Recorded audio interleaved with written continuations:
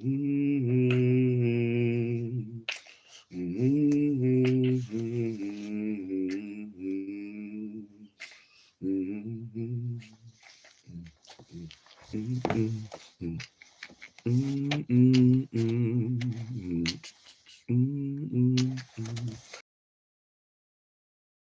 next episode of Read with SHILO. What's up, man? I'm SHILO. What's up? I'm out here, baby. I'm out reading shit, making it happen, rowing through the sea of pages.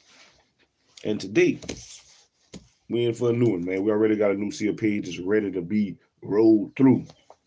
And it is Slave Revolution in the Caribbean, 1789 to 1804, man.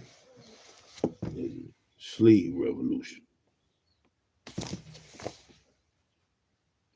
Let's read about the battle. A brief history with documents by Dubois, and John D. Garrigus. John D. Garrigus, man.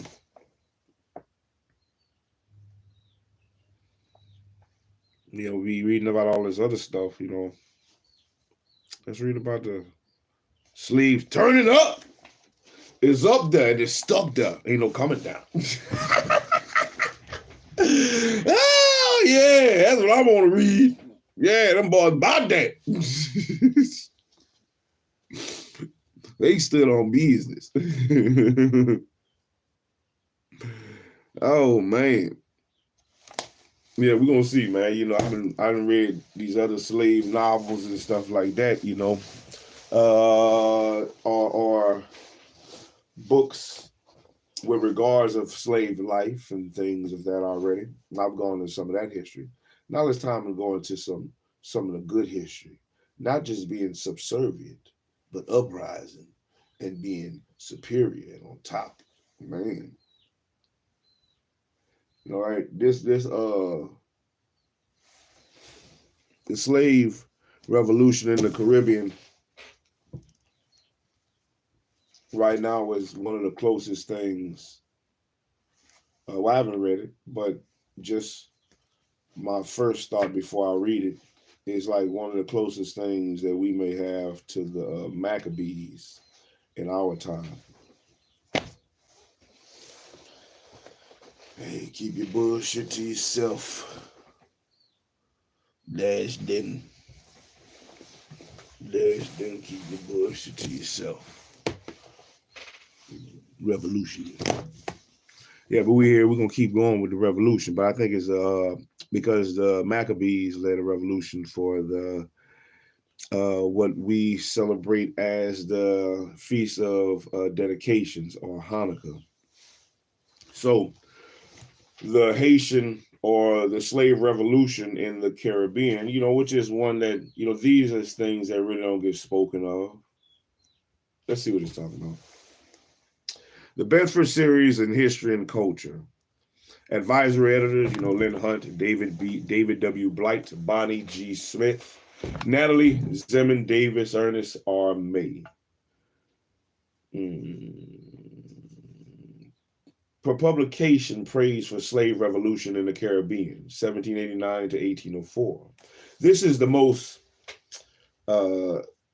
succinct and convenient and accurate history of the Haitian Revolution currently available. The authors have produced an intelligent and highly useful collection of documents.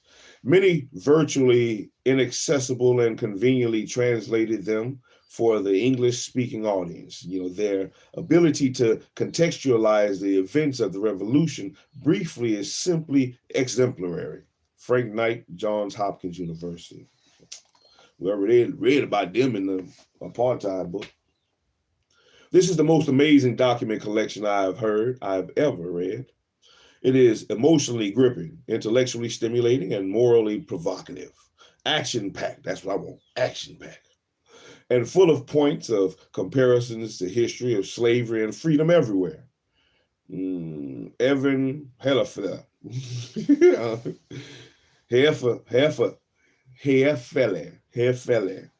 Evan Hefele, Tufts University. About the authors. Laurent Dubois, PhD, University of Michigan, and is associate professor of history at Michigan State University.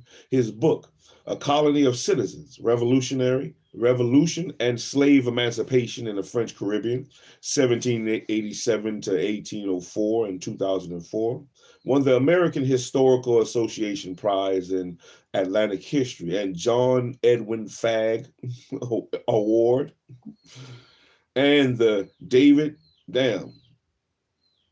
John Edwin Fagg Award, and the David Penny Prize for the best book in French history from the French Historical Studies Association. I ain't never even heard of them awards. He is also the author of The Avengers of the New World, the story of the Haitian Revolution in 2004, which was a Christian Science monitored noteworthy book of 2004 and a Los Angeles Times best book of 2004. And Les Enclaves de la République, La Histoire Able de la Première Emancipation in 1787 to 1794, 1998. John D. Garrigus, PhD, Johns Hopkins University, as professor of history at Jacksonville University in Florida, where he teaches courses on American, Caribbean, Latin American, and European history. A former Chateaubriand Fellow and Fulbright Scholar.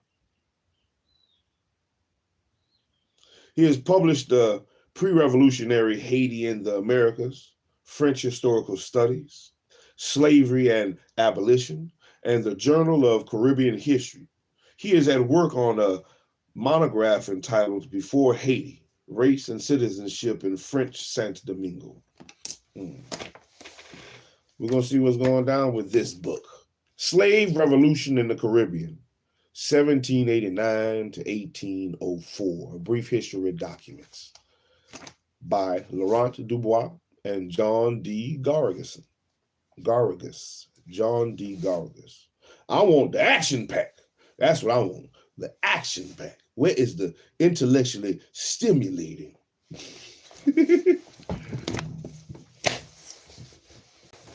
We're going to see what it is. So, before we get into the sea of pages, though, that has been laid before us by these two PhD holders, we're going to see what's what. We're going to see what's what. As we roll. Hey, but let's work our body before we get to that. Let's work our body, work our mind, and then work our body again. That's the routine we try to do. Work our body, work our mind. I'm going to do some push-ups. 25 things, that's all I ask of you. 25 things. Do 25 things you can do, man. 25 things. Whatever you feel comfortable doing, just get your ass up and do something. Get your fat ass up and do something. Let's not be fat all our life. We're about learning. That's what it's about. We're about learning something. We're about reading something. We're about improving something. That's what we're about over here. We're about building something over here. That's what we're about over here.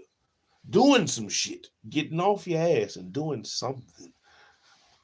25 things, though. That's all I ask of you as we work our body before we work our mind. I'm going to do 25 push-ups. You do 25 somethings, man. 25 anything your body can do, man. Do something your body can handle, though. Don't just bullshit yourself. 25. 1, 2, 3, 4, 5, 6, 7, 8, 9, 10, 11, 12, 13, 14, 15, 16, 17, 18, 19, 20, 21, 22, 23, 24, 25 of them things, man. 25, man. 25. That's all I. You can't do 25 things, man. Shit, man. Something wrong. You need to do 2. If you can't do 25 things, you need to do 25 things. Shit. Get your ass up. Do something. 1, 2, 3, 4, 5, 6, 7, 8, 9, 10, 11, 12, 13, 14, 15, 16, 17, 18. Let's get it. 19. Get it. 20. Let's go. 21. Almost there. 22. Push it all the way up. 23. Whoo-wee. 24. Don't be fat. 25. Make me fine, drill sergeant. 26. Make me fine. All right. Let's read. 25 things, man. That's all I ask for you. I hope you could do something. 25 something. Anything. Anything is better than nothing. Anything is better than nothing. Even if you can only lift your fat leg, pick it up 25 times. Start there. Start there. Even if you can only get out your seat. Get out your seat 25 times. Start there.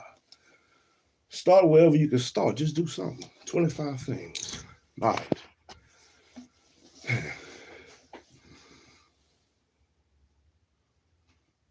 Still do something. Clap your 400-pound arms 25 times. Shit, do something. Swipe your 400-pound finger 25 times. Do something. I don't care about that. Do something. All right. We done worked our body, now let's work our mind with the slave revolution, you know. So many times I hear stuff about slaves. There's always some slave shit. But let's read about the stuff they don't tell us about. The slaves killing shit. That's getting up there. Get right. Take that. You don't want to give us free? We're going to give us free. I like that. That's what I want to read about. Taking freedom.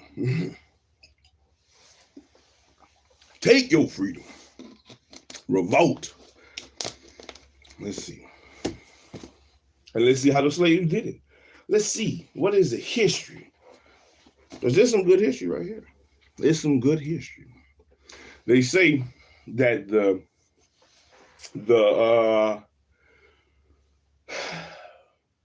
Apocrypha, this was the reason the Apocrypha was banned in Haiti, because it was an Apocrypha. That's what they say. It was an Apocrypha that was helping to fuel the slave revolution. And I could believe it because, like I said, the first thing that comes to my mind is the Maccabees. And the Maccabees is in the Apocrypha. The story of the Maccabees is in the Apocrypha. You know, so that's exactly what this brings to me, straight off. So we'll see. We'll see what it holds. What treasures can we find? What can we learn and grow from within the slave revolution in the Caribbean of 1789 to 1804? What can we learn? The forward. Let's get started. Part one. Part one. Just get ready to learn some good history that the pink people don't want us to learn. Forward. The Breakfast series in history and culture is designed so that the readers can study the past as historians do. The historian's first task is finding the evidence. Documents, letters, memoirs, interviews, pictures, movies, novels, and poems can be provided, facts and clues. Then the historian questions and compares the sources. There is more to do than in a courtroom, for hearsay evidence is welcome, and the historian is usually looking for answers beyond act and motive. Different views of an event may be as important as a single verdict. Now, how a story is told may yield as much information as what it says. Along the way, the historian seeks help from the other historians and perhaps from specialists in other disciplines. Finally, it is time to write, to decide on the interpretation and how to arrange the evidence for readers. Each book in this series contains an important historical document or group of documents. each document a witness from the past and an open to interpretation in different ways. The documents are combined with some element of historical narrative, an introduction or a biographical essay, for example, and that provides students with an analysis on the primary source material and important background information about the world in which it was produced. Each book in the series focuses on a specific topic within a specific historical period. Each provides a basis for lively thought and discussion about several aspects of the topic and the historian's role. Each is short enough and inexpensive enough to be a reasonable 1-week assignment in a college course. But that's not what we're doing, but that's something you can do. I'm going to try to read through it.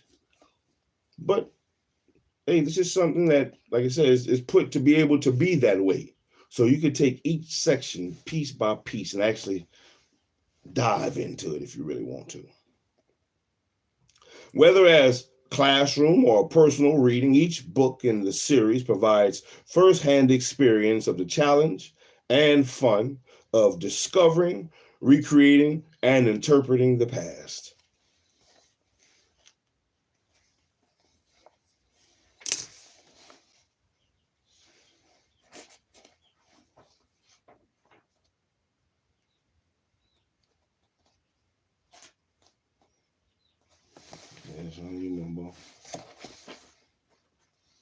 I don't think they're gonna talk about that in the slave revolution, some kind of tunnel. That's not gonna be in the slave revolution. Well, yeah, it might be. You the slave, it's time to revolt. Start a revolution. Don't be a slave all your life. The preface. In the French Caribbean between 1789 and 1804, slave revolutionaries transformed some of the richest plantation colonies in the world into zones of liberty and equality. Their struggle for liberation, freedom, and dignity reconfigured the political geography of the Americas and inspired others throughout the hemisphere for generations. Despite the importance of these remarkable events, however, many North American students know little about them. Oh, yes, that's true. Slave revolution in the Caribbean provides students of Atlantic, U.S., and Caribbean history with a selection of primary sources that tell the story of this revolution and introduce some of its most famous, as well as some of its little-known protagonists. The collection invites readers to explore firsthand the complexities of this dramatic era of revolution, which historians of the Atlantic world now recognize as a crucial turning point in the history of slavery, racism, and the broader meaning of democracy and human rights.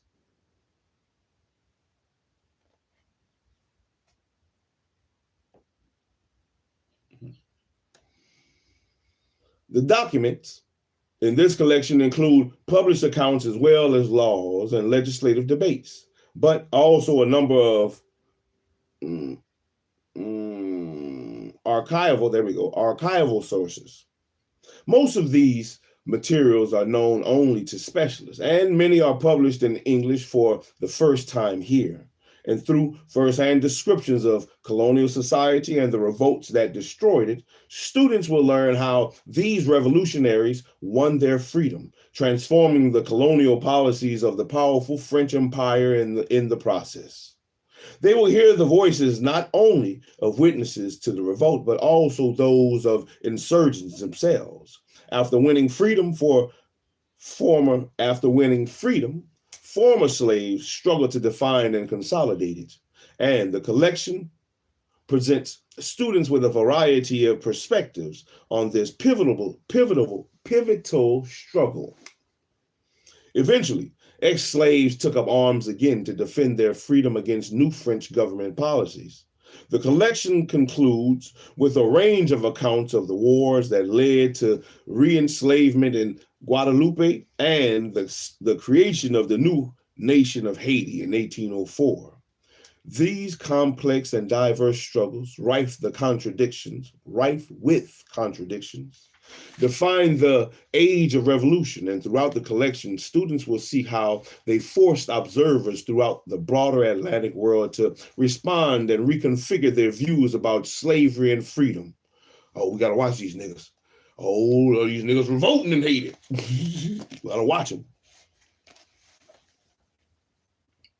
The introduction uses these sources as a foundation for a narrative of the major events of this period of revolution, describing the French Caribbean colonies as they were before 1789, exploring the struggles of free people of color and slaves and the ultimate abolition of slavery, tracing the rise and struggles of military and political leaders of the revolution, exploring reactions to these events in the United States, and finally examining how France sought to regain control of the colony, but instead incited an all-out war that led to the independence of Haiti in 1804. That's what I'm talking about. That's what I'm talking about. Fight. The documents that follow, representing the perspectives of enslaved insurgents and their allies, the slave owners they struggled against, different groups within the population of the colonies, and a variety of observers in the Caribbean, Europe, and the United States, are introduced by the head notes that provide historical context. Footnotes define unfamiliar terms and elucidate contemporary references. To facilitate students' understanding of this complex era, the text includes maps of the Caribbean and Saint Domingo, a guide to the major figures discussed on the work, a chronology of events, questions for consideration to guide reading and discussion, and a selected bibliography. We're going to see what they're talking about in here. A note about the net. A note about the text. In our translations, we aim to maintain the tone and style of the original text while making them as clear as possible for our readers. Deciding how to translate terms used to identify individuals or groups, especially racial terms, has been particularly difficult. Not only do the meanings of such terms shift in important ways between French and English, they also have different meanings and resonances at different moments during the Revolution, as well as in the hands of different writers and actors. As a result, we have sometimes left racial terms, particularly negre, untranslated because no English term precisely captures its resonance. Yeah, nigger. Nigger. That's what it is. Nigger. Negre. Negre.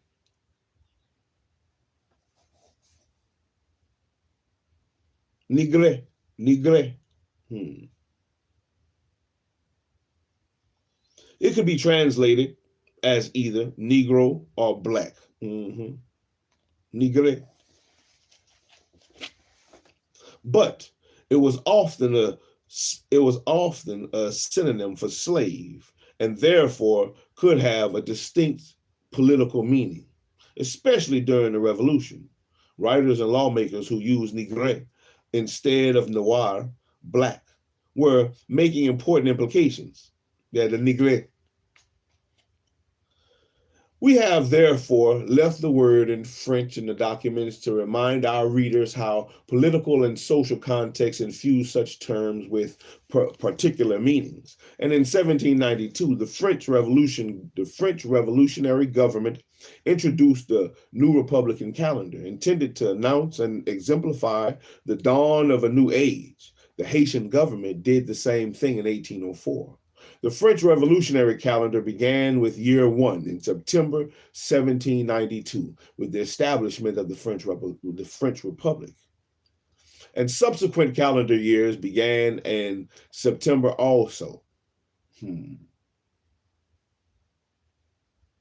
months all received new names as well, such as Thermidor and Pluviace. In documents that use the Republican calendar, we have maintained the dates as they were, while providing the equivalents of the Gregorian calendar in brackets. In several documents, we have translated and included as footnotes the author's original annotations.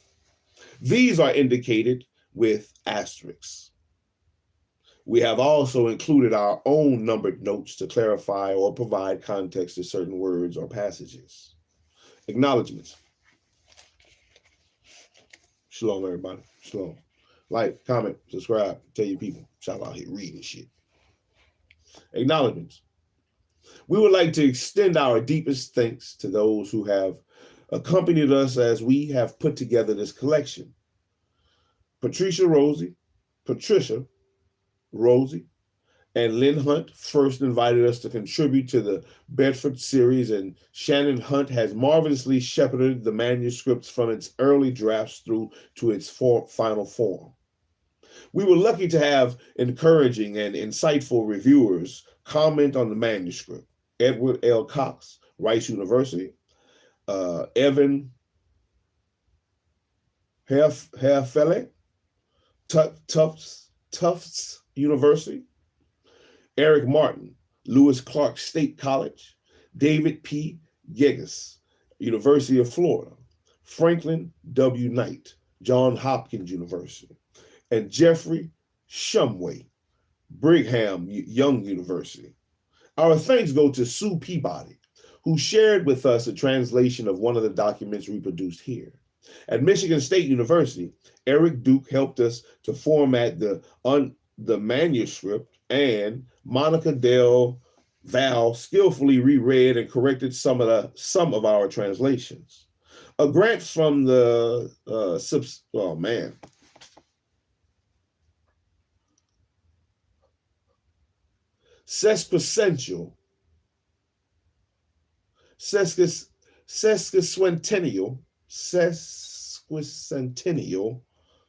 Research Fund of Michigan State University provided financial support for the completion of this project, and Amy Richards helped with some of the research and, at a deeper level, inspired the way part of this book is written. The way part of this book is written, as did Catherine Drophy Dubois. That's the acknowledgments. All right. We got part one, Introduction, Revolution, Emancipation, and Independence. Now, I'm not going to get through all of part one, but we definitely going to start it. We definitely going to start part one. Part one has the French Caribbean in the 18th century. The Revolution begins 1789 to 1791. From Slave Revolution to Emancipation, 1791 to 1794. Defining Emancipation, 1794 to 1798. The Haitian Revolution and the United States. Oh, I know they didn't like that one bit. Not these niggas. War and Independence, the legacy of the Haitian Revolution, and major revolutionary figures and groups. And that's, we won't get to part two until page 47. But let's go ahead and start part one, though. So get your popcorn. Get your popcorn ready. Guadalupe, Martinique. It's just a map. First things first is a map.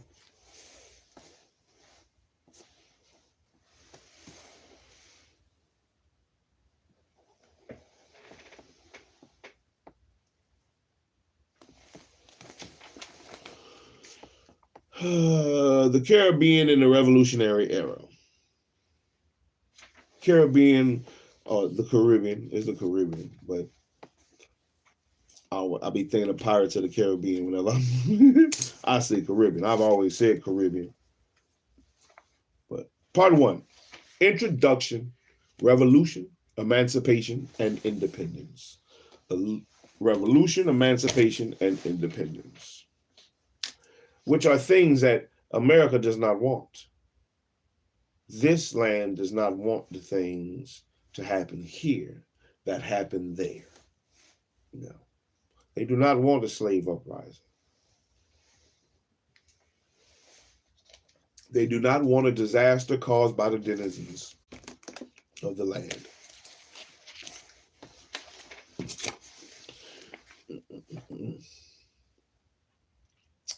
Part 1.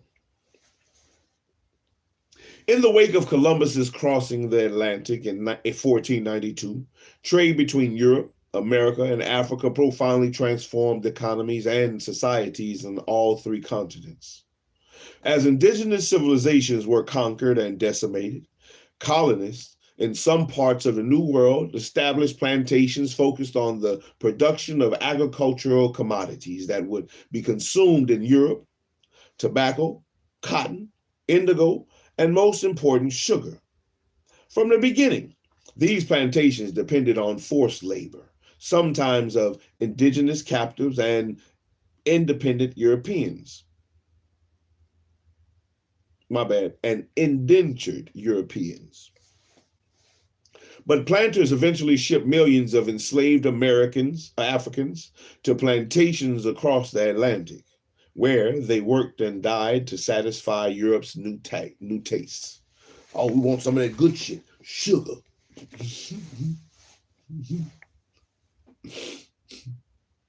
The two most important plantation zones in the Americas were Brazil and the Caribbean.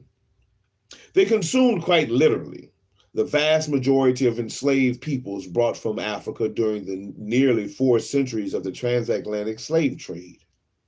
During the 17th and 18th centuries, the Caribbean became the crucial source of sugar for several northern European empires, supplying and expanding consumption of this addictive food, and driving economic expansion and social change in the process. It's still addictive. It's still addictive. Man. In the 18th century, the French Antilles far outstripped the British and Spanish West Indies in both population and production. France's colonies included Martinique and Guadeloupe in the eastern Caribbean and Guyana on the north coast of South America. I'm tripping. But its most important possession was Santo Domingo. Saint Dominique, my bad. I don't know why I'm saying Santo Domingo. But its most important possession was Saint Dominic. Let's see what it says. What is Saint Dominic today? Let's look at this damn map.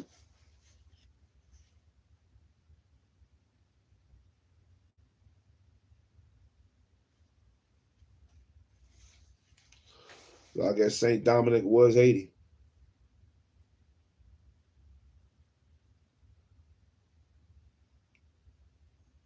Because this map says Revolutionary Saint Dominic, but it has, I see Port-au-Prince is on here.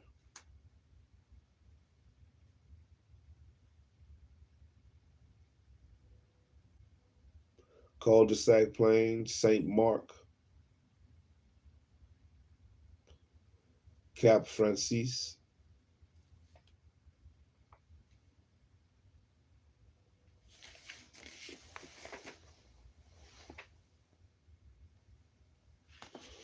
Port-au-Prince is around this area. So that must be Saint Dominic, but for some reason I want to say Santo Domingo. The most profitable plantation colony in the New World this territory was the size of Maryland and produced 40% of Europe's sugar and 60% of its coffee. Damn. It's a lot, especially coffee. In the process, it consumed more enslaved workers from Africa than did any other New World society after Brazil. Life on the plantations of Saint Dominique was brutal, and a third to a half of those slaves who survived the crossing of Africa died within a few years of their arrival. Discipline was maintained through regular use of torture and terror against the enslaved. Some workers resisted by escaping the plantations, and some struck back by using poison against their masters. Nevertheless, most whites in the colony, like those elsewhere in the Americas, felt confident that they were in control of their slaves. Yeah, we got you niggas.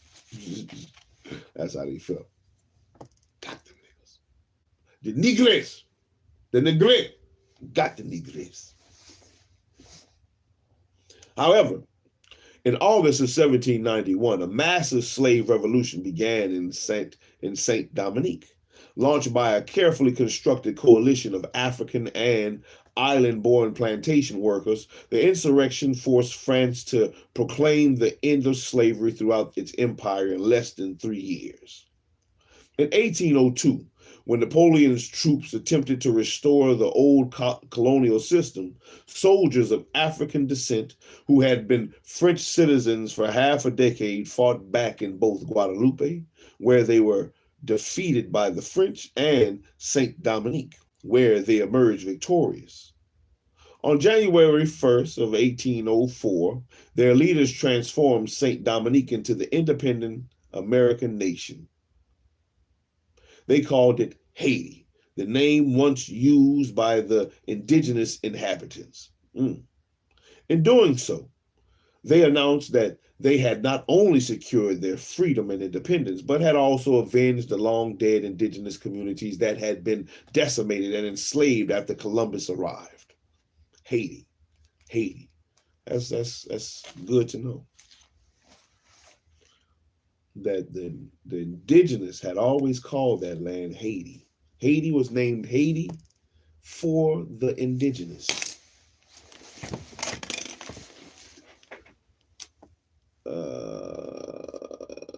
They called it Haiti. On January 1st.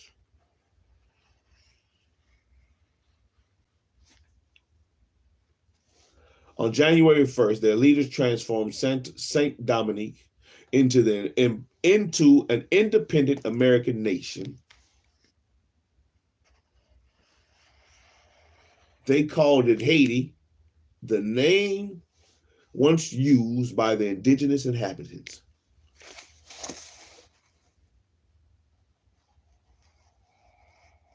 That's definitely good history. In doing this, they announced that they had not only secured their freedom and independence, but had also avenged the long-dead indigenous communities that had been decimated and enslaved after Columbus arrived. The revolutionary transformation in the French Caribbean during these years had a profound impact in the Atlantic world. It led directly to a major reconfiguration of imperial power in the Americas, since it was Napoleon Bonaparte's defeat in Haiti that caused him to sell France's territory of Louisiana to the United States. Well, this got something to do with me, baby. I'm out here. Oh, come on. We out here to boot in that thing. That's what you get, Napoleon. The Negro, whip that ass.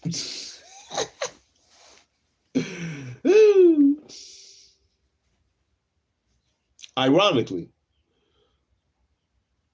therefore, Haiti's freedom led to the expansion and the solidification of slavery in the United States as new slave states were created in the territory of the Louisiana Purchase.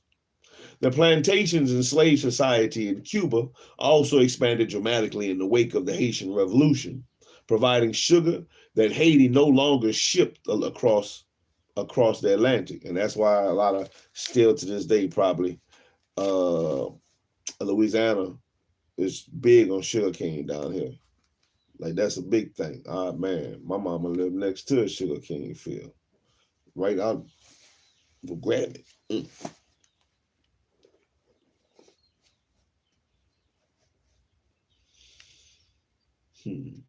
At the same time, the revolution also struck a resounding blow against the institution of slavery and racial ideologies used to protect and justify it.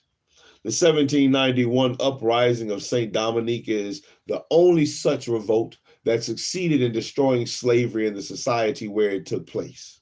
And it did more than that. It propelled the radical expansion of French citizenship, which was extended to more than 500,000 men and women of African descent in the Caribbean. For as a direct result of the slave revolution of St. Dominique, the National Convention abolished slavery in the French Empire on February 4th of 1794. Emancipation was therefore confirmed in St. Dominique, but also instituted in Guadeloupe and French Guiana, and even briefly in St. Lucia during the French occupation, although not in Martinique, which was occupied by the British starting in 1794. During the 1790s, men of African descent sat in the various French parliaments as representatives of the colonies, and in a dramatic shift from traditional forms of imperial governance, French laws were to be applied uniformly across the empire. Although emancipation created new forms of racism and coercion and was ultimately reversed in Guadeloupe and Guyana, its example posed a dramatic challenge to the existing imperial order, as did the creation of Haiti as an independent Black state. The era of slave revolution in the French Caribbean was a turning point in the history of the Atlantic slave system. It was an essential part not only in the history of the islands, but also of the history of the New World slavery, of the U.S. history during the early republic, of Latin American independence, and of the emergence of the nation state in the 19th century. It came in the wake of and was influenced by the successful revolt of North American colonies, and it was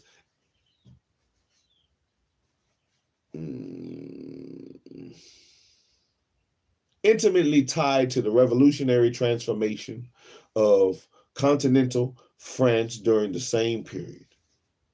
Colonial institutions transferred revolutionary ideas across the Atlantic in both directions, and the complex interaction of events and decisions in France and the Caribbean produced new conceptions of democracy, human rights, and citizenship.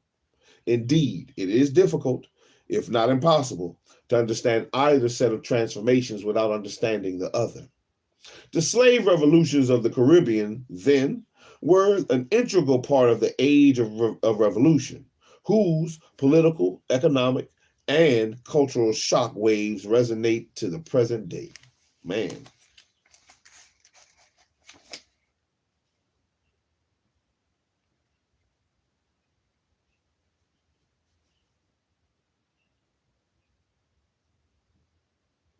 Whited from the Saudi, I got you. I'm going to show you my armor for my revolution. I'm ready.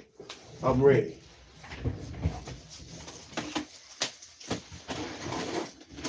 I got that Glock with the switch, and I got the shotty ready to go. Oh, when he hit that time, it's going down. I need to put some rounds up in there. I ain't got no rounds in there. I ain't got no rounds. It's empty. It's empty. But they better back. And I got one in the chamber on this one. I'm ready to go. I'm ready to go. Locked and loaded. Ready. Ready for the revolution. Keep my shit hid.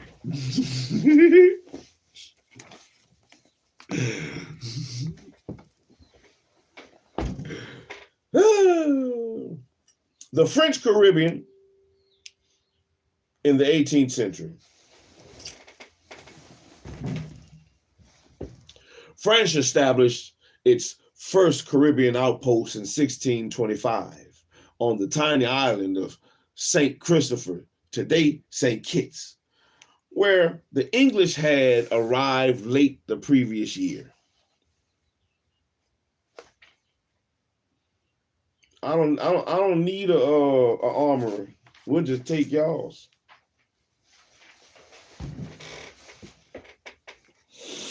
Y'all can give it to us. again.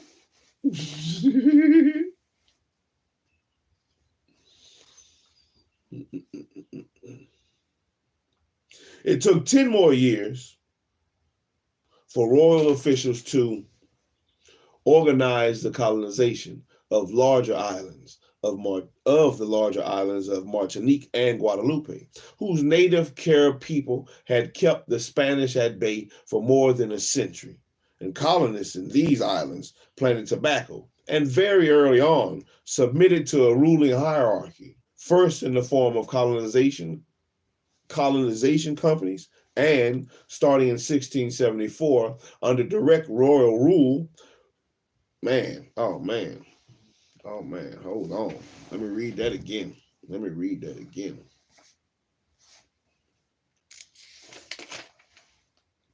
It took 10 more years for royal officials to organize the colonization of the larger islands of Martinique and Guadeloupe, whose native Carib people had kept the Spanish at bay for more than a century. Oh man, they was doing a thug fizzle. They was down there doing the shit down there. The native Carib people. I wonder why they call them that, Carib. Native Carib people had kept the Spanish at bay for more than a century. Pooh. Them boys, hey man, ain't had no back down in them. Colonists in these islands planted tobacco and very early on submitted to a ruling hierarchy, first in the form of colonization companies and starting in 1674 under direct royal rule. French Saint Dominique, in contrast, began as outlaw territory. In the early 17th century, Spain had forced its colonists to abandon the western portion of their colony of Santo Domingo. The high mountains dividing the island made it impossible for Spanish authorities to prevent Dutch merchants from trading with ranchers and farmers along the long western coastline. Once vacant, however, this coast and the thriving livestock herds left behind by the Spanish attracted a mostly male population of adventurers, naval deserters, castaways, and indentured servants fleeing from French colonies of Guadeloupe and Martinique. Hunting wild cattle and selling leather and boucan, smoked meat. Let's see if I'm pronouncing that right. Boucan. I wonder if there's like some boudin. It started off the same, B-O-U-C-A-N, boucan. B-O-U-C-A-N.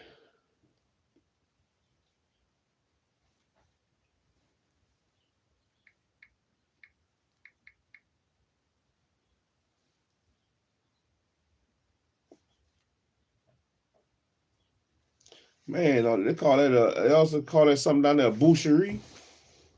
A boucherie.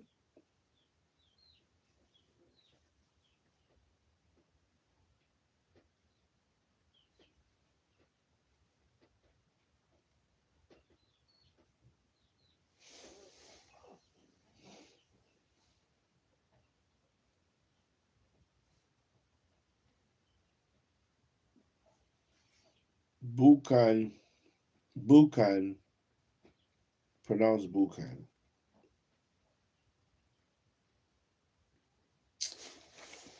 Oh, I don't want to look it up on YouTube. I don't want YouTube to flag my shit.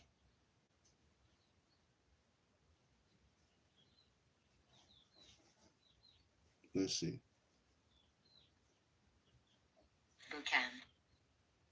Boucan. Boucan. A boucan. Boucan, almost like boudin. Boucan.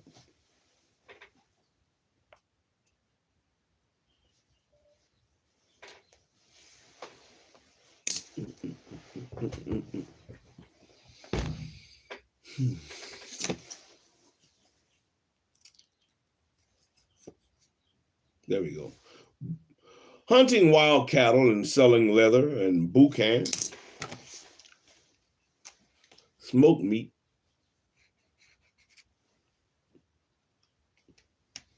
I got some boucan in my refrigerator right now. Some boucan, some smoked meat to passing ships. They became known as buccaneers. After 1640, as the population of livestock declined, the buccaneers increasingly turned to piracy. So at first, the buccaneers was men who sold boucan. It was like the meat man that came around. Hey, I got some steaks.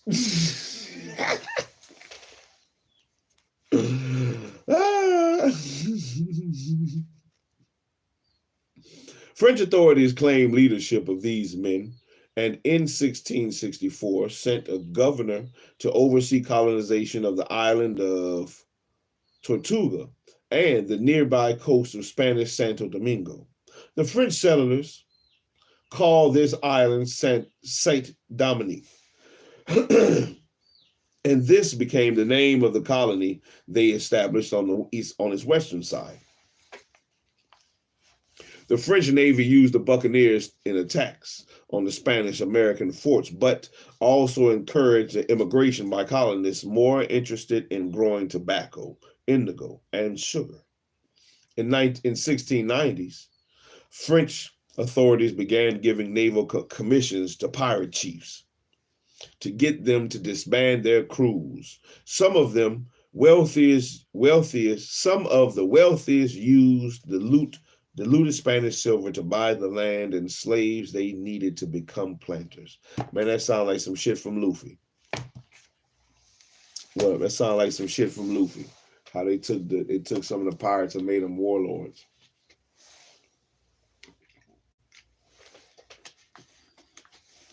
In One Piece.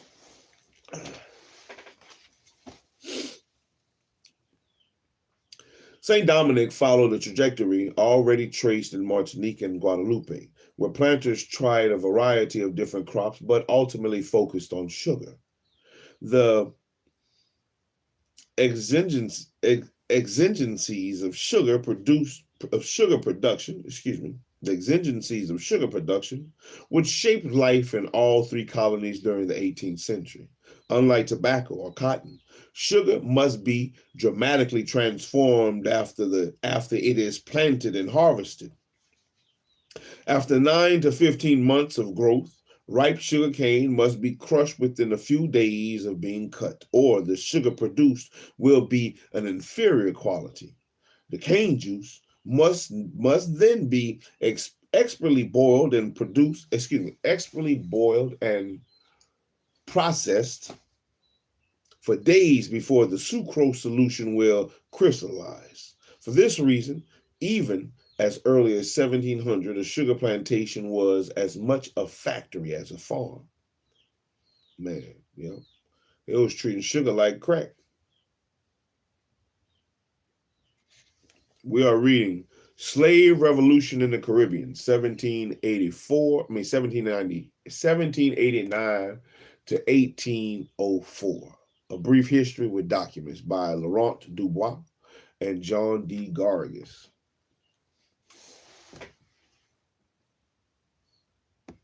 Mr. Marcus Banks. That's what we're reading. Shalom. But I'm going to have to pick a stopping point. I didn't realize I was that far in. I didn't realize I was that deep into it.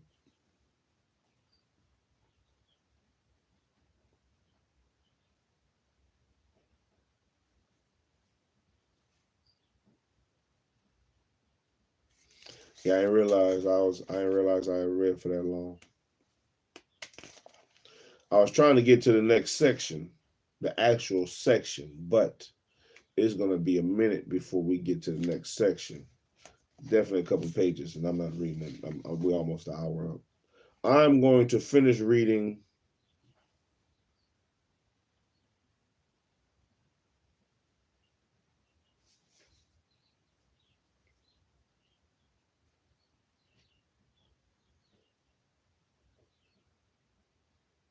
to this next section. I'm gonna make this a section. So I'm going to read this next big section down here. Mark that. I'm gonna read to that. We'll stop there.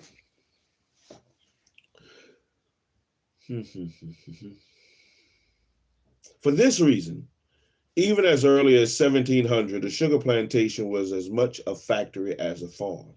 Planters invested in expensive refining equipment, counting on years of profitable crops. And the more land they could plant, and the more workers they had tending and processing the cane, the faster they could recoup their outlay. Sugar was most profitable for the biggest planters and for those who could bend their workers to the industrial discipline that the crop imposed. Though it was settled decades after Martinique and Guadeloupe, Saint Dominique soon became France's most significant possession. By the middle of the 18th century, the colony was the world's largest sugar exporter, producing more sugar than all of Britain's West Indies colonies put together. There were a number of reasons for Saint Dominique's productivity.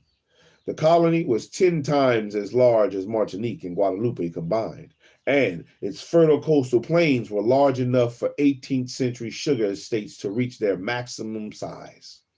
Planters invested heavily in their estates, and in 1763, for instance, when the colony received permission to export a more profitable kind of refined sugar to France, the wealthiest planters rapidly upgraded their refineries. The colonial administration also funded irrigation projects that transformed arid zones into prime land for sugar cultivation. By the end of the century, nearly every sugar district in Saint Dominique had a laboriously negotiated irrigation network that not only watered the fields, but also powered expensive water mills that crushed canes more efficiently than animal-powered machines. This sugar industry, furthermore, had a broad impact on the French economy. Up to 3/4 of the plantation products imported by France from its colonies were re-exported to other European countries in a trade that produced an important merchant class in the port cities. We're going to stop there. Man, sugar was king. Sugar, they say cotton was king. No, sugar was king. Sugar had them losing their minds and still got them losing their minds. And sugar.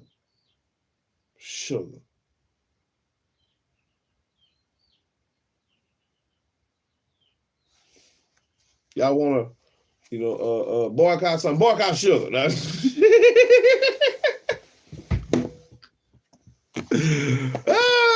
Boycott sugar. No sugar.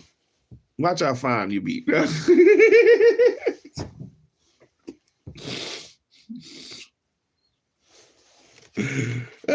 Just eat fruits with sweet fruits.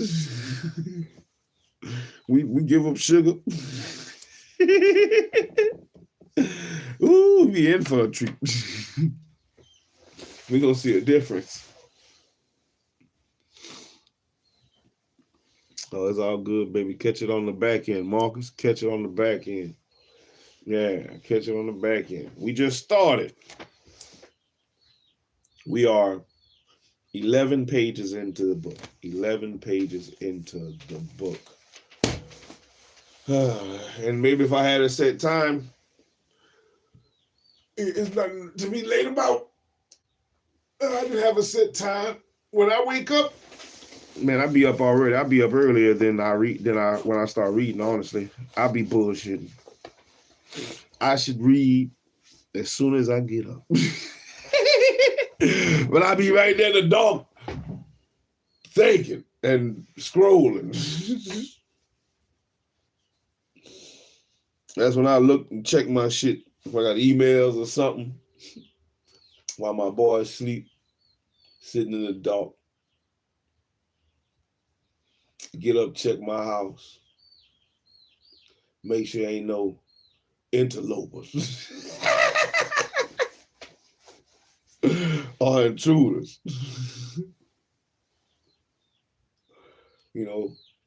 clear all the rooms, scan the vicinity.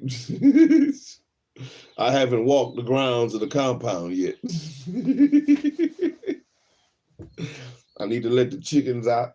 I ain't did that yet. It's still dark. I'll do that when the light break.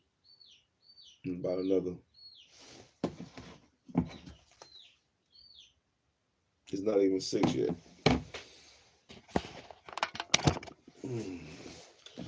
I be wanting this be the best time to read, honestly. I find reading when I wake up in the morning is easier. It's easier when I wake up like this. Because I have a routine, or when I'm in that routine, and reading on here has become part of the routine. That's a routine I'm definitely trying to continue to stick with. I'm gonna do my 100. So I'll be lollygagging on doing my 100 push-ups as soon as I get up. I'll be lollygagging on that one. That's why I try to do them in here. If I'm not, I'll just do them after I get off of this. After I read, it's cold. I need to go shoot my bow, so I can prepare for tomorrow morning, maybe, to try to go get in the woods. Go get a couple of practice shots in. I need to get some carving done. I got a lot of shit to do. Homeschool.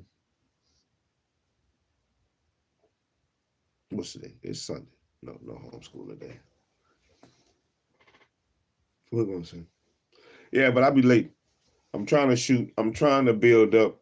I'm working towards building up an actual program to where I can actually be on time on here at maybe 4 in the morning, 5 in the morning, because I want to read for an hour. I want to try to do 2 a days. I mean, I want to build up to 2 a days where I'm 2 a days consistently. An hour in the morning and an hour at night or in the afternoon, however. But in the morning, definitely, I would like to do an hour, at least an hour reading. But I'll keep working at it and working it out. That's the plan, to work at it and work it out. And keep pushing through the sea of pages that be laid before us. And right now, the sea of pages that has been laid before us is Slave Revolution in the Caribbean, 1789 to 1804, by Laurent Dubois and John D. Garrigus. That is the sea of pages, and we're going to assassinate this. We're going to roll through these sea of pages, but it's so far so good. It's a lot of history already, man. So we're going to have to maybe take our time rolling. When I say take our time, I just mean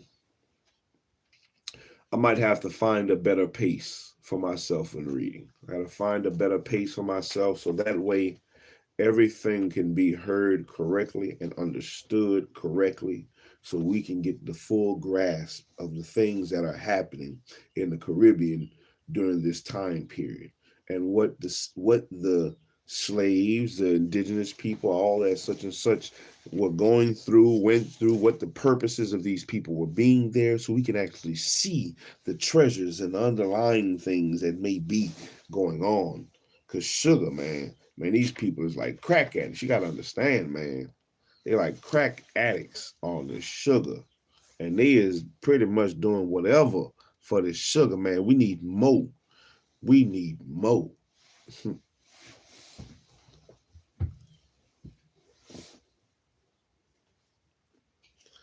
Yeah, I feel revolutionary right now.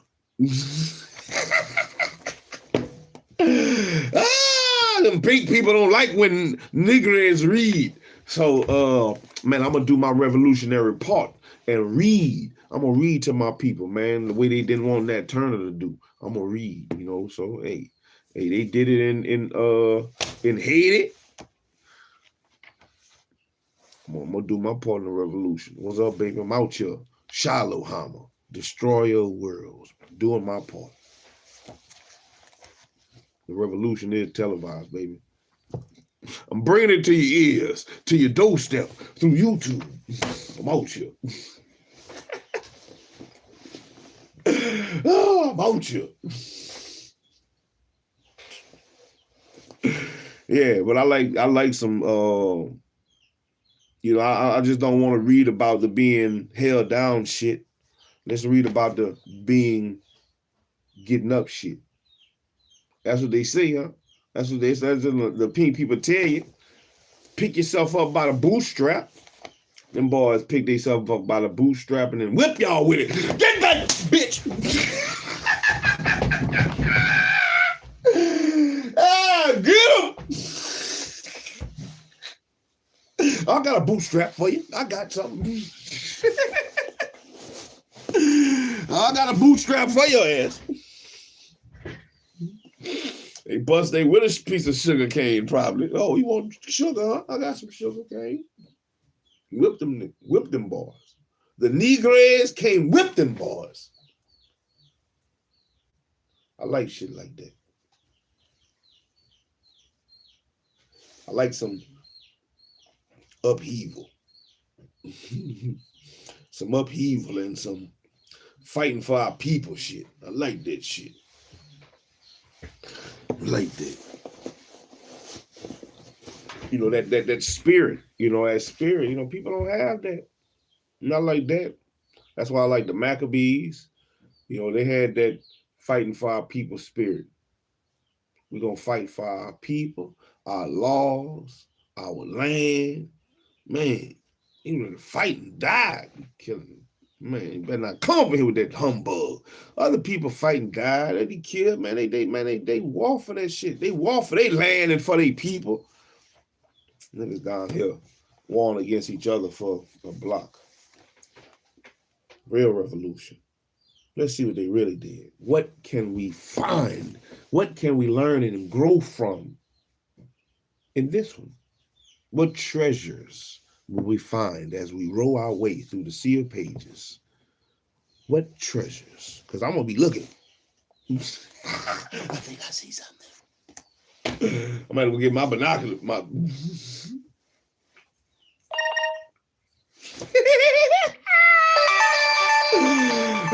There she blows.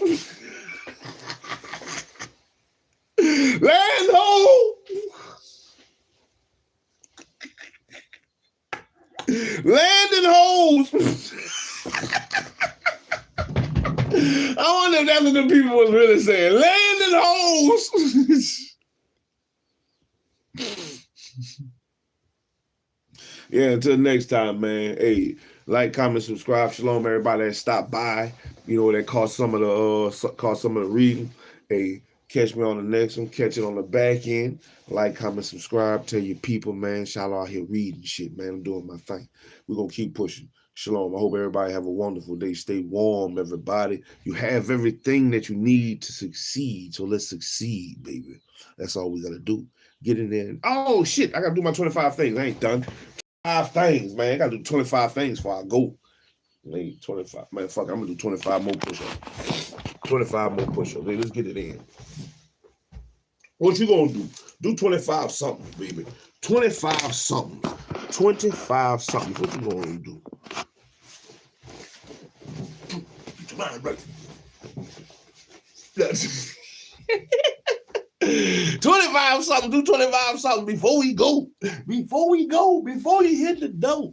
That's what I try to do too, man. I try to build it up, you know, in my, like when I go to the bathroom, that's why I miss my 100. When I wake up and I go piss, I try to do 100 push-ups off the tub. You know, to try to keep me, you know, I got like a push-ups for each room. Each room I enter. Shit. Let's go. 1, 2, 3, 4, 5, 6, 7. Hurry up. 8, 9, 10, 11, 12, 13, 14, 15, 16, 17, 18, 19, 20, 21, 22, 23, 24, 25. I did me some 25. I do some shorties. 25 more shorties. 25 more shorties. 25 more shorties. Let's get it. 1, 2, 3, 4, 5, 6, 7, 8, 9, 10. 12, 18, 16, 17, 19, 20, 22, 23, 24, 25. Well, I definitely felt them last ones, boy. Definitely felt them last ones. Hey, but we done did our shit now. Now we in there. Now we complete. Now we good to go. We G to G. G to G, we good to go. Now we good to go. So till next time, man. I did my 25 plus a little bit more. I hope you did your 25. Get off your lazy ass. Get off your fat ass. Whatever it is, man. I gotta get off my fat ass. I feel fat. In my mind, I'm fat. No, I'm not. I'm not fat, but I feel fat. And before I be fat, I gotta work it out. Get it off me. Get it off my back. Oh, get it off me. Get it off my waist. Oh, get it off me. If I want it off me, then I want it off me. I want to be able to move. My papa 92 and 95, and they still moving. I want to move like that. And I gotta keep the weight off. Hey, but that's what it is, man. Till next time. To the next episode of Reading with SHILO. Come check us out, man. Slave Revolution in the Caribbean. 1789, 1804. Like, comment, subscribe. Tell your people. Shalom. I'm out here. I'm out. SHILO out. Wham, bam.